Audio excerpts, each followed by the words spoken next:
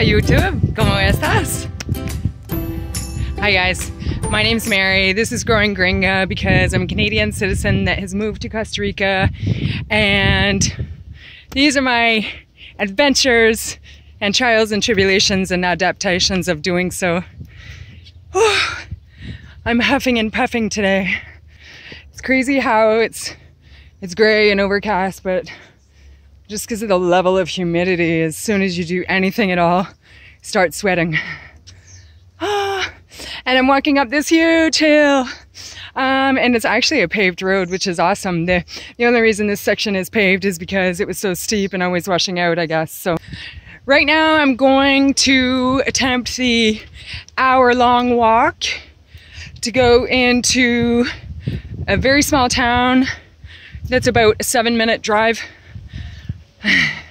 I'm going to catch the bus, and then I'm going to take the bus for about 40 minutes into a bigger town, and I'm going to rent a car. I'm going to rent a car for 2 days, and so tomorrow I'm going to take the car and drive to a city about 2 hours away to go visit a car that I would like to buy. So I've been here for about 2 months, pretty much a month without a car. So, to be honest with you, I've been going through some pretty sincere challenges and difficulties here, and some realizations and a lot of reflection. Sometimes I think, like, is it trouble in paradise? You know, paradise doesn't exist, but a lot of people think, oh, Costa Rica, it's like paradise, it's so beautiful, I'd love to go there. And then, which is true, it's beautiful, I'm happy here, I really love it, and I feel so blessed. I feel blessed and amazed, but there's a lot of negative emotions that go with that too. And yeah, a lot of accepting that my old life in Canada is kind of gone. You know, but I don't have my favorite dishes, and I don't have my juice maker, and I don't have, you know, my favorite hat. I had a really nice hat in Canada, and I can't figure out why it didn't get packed. Those things are minor sadnesses, disappointments, and there's greater things too, you know, my friends, everything that was familiar.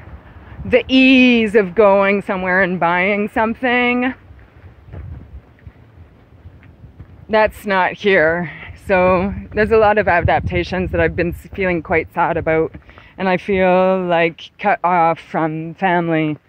And I look at people here and I see them with their families, and it's so beautiful.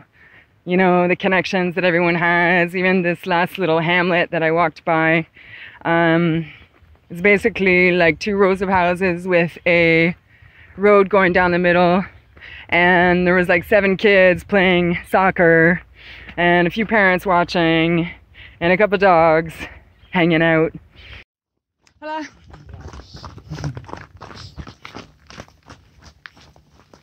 Ay!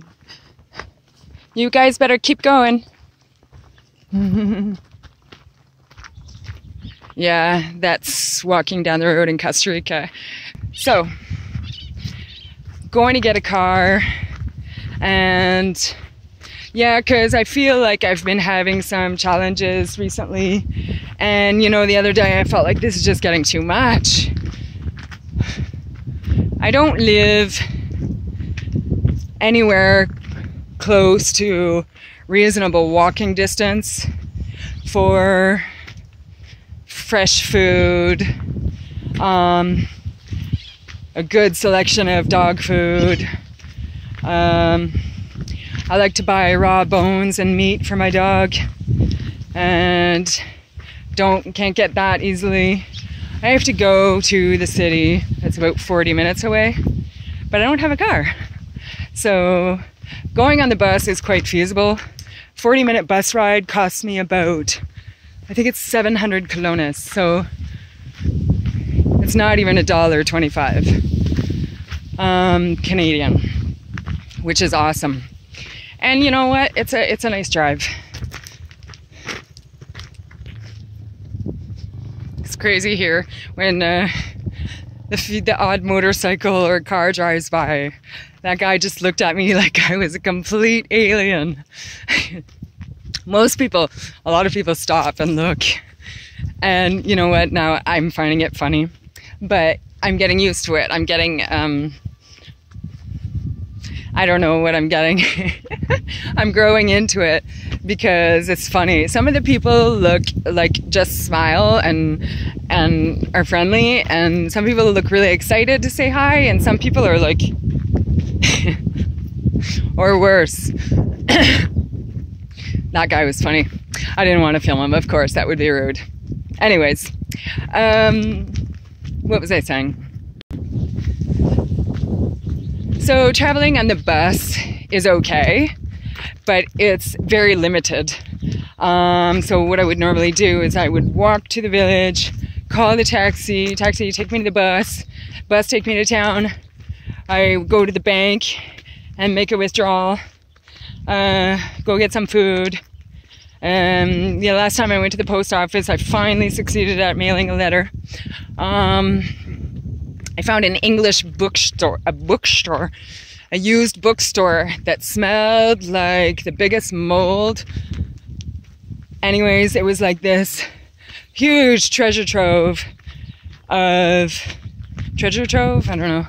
This huge piles and piles and shelves of English books and English Spanish books that were great for learning. Yeah, so that was cool. And those kinds of things, they take like all day. And then by the time you get to the grocery store, I have, you know, a 30-liter backpack. I can't be bringing 2 weeks of food or even a week of supplies.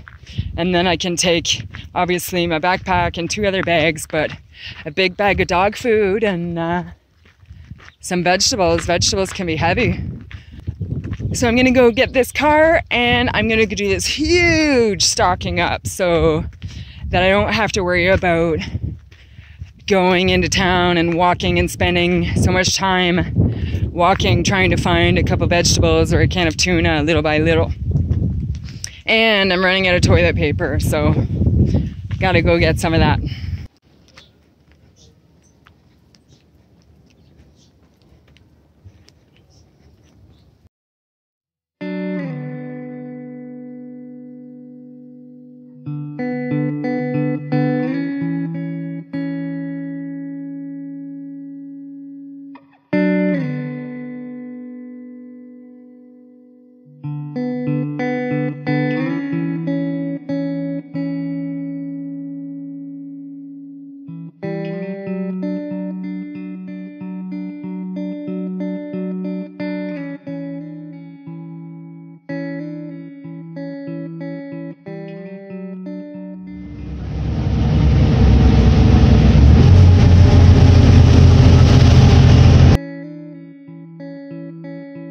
Hardest bus ride ever, because you know, the example I can think of, at least for women, is, you know, when you're pregnant you end up seeing pregnant women everywhere, or I'm looking to buy a specific kind of car and now I'm seeing that kind of car everywhere.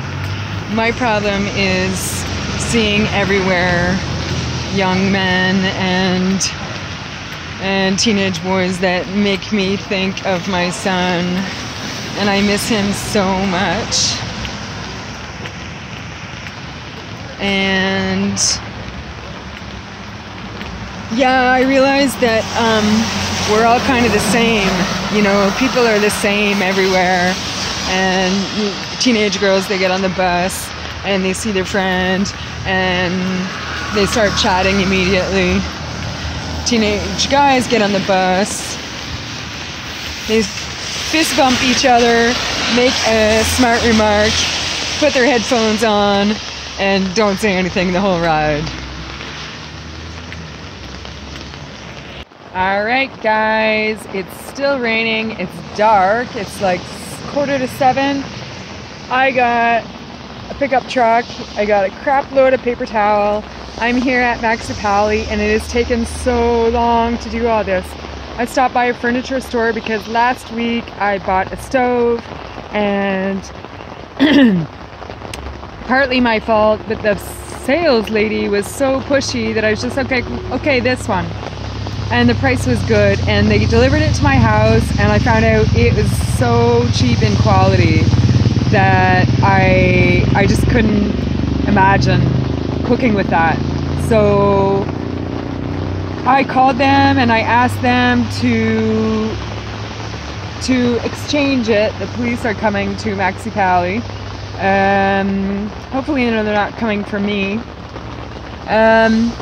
I asked them to exchange the stove, so I went back one other day last week. I picked out a new one and they told me they would deliver it this past Saturday, and it's now Tuesday and they hadn't delivered it. So I went back to the furniture store and was speaking to them, and finally they're telling me that, oh, we can't send it because we don't want to send a truck to your house only for one delivery because it's too expensive. I understand that, I totally do, because it's kind of my fault, it's kind of my responsibility. But since then I've been cooking on the stove, I've been cooking on a fire outside, which is fun, but it takes a lot of time. So now it's almost 7 o'clock, I haven't had supper, I got a truck, I got some groceries, and hopefully everything that I'm doing is gonna pay off and make my life easier. Because like I said, I left my house at 12 o'clock and it's now almost 7 o'clock. So I can't live like this, and I'm struggling, but you know what? I'm gonna put some tunes on, I'm gonna drive home, hopefully not bang up the car, and we'll continue this next time in the morning.